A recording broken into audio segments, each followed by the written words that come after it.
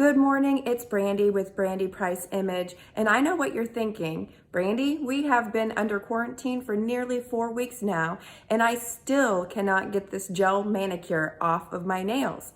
Well, I'm going to show you 3 simple tricks today to be able to get those nails off so you have a fresh start in just about 20 minutes.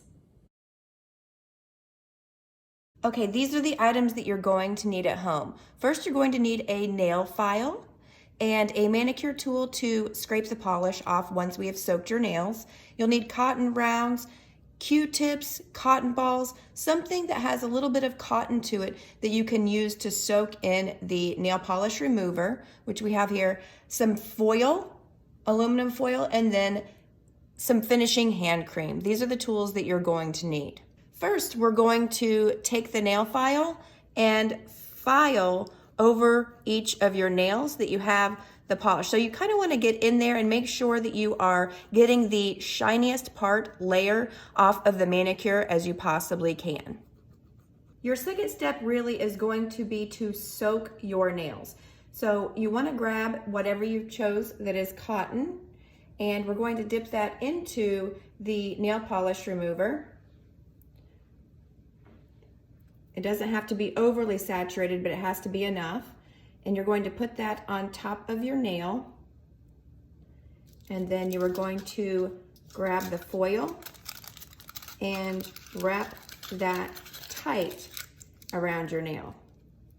You're going to go through that with all of your nails, and then you're going to leave that on for about 10 minutes until you have gone through all of the layers of polish and made it soft enough to scrape.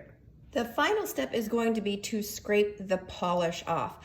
I have this tool here, but you can also use the opposite end of tweezers. So don't use the pinching part of the tweezer, but use the flat part of the tweezer. I'm going to use this angle here, and you start to scrape off all of the polish once it is fully soaked.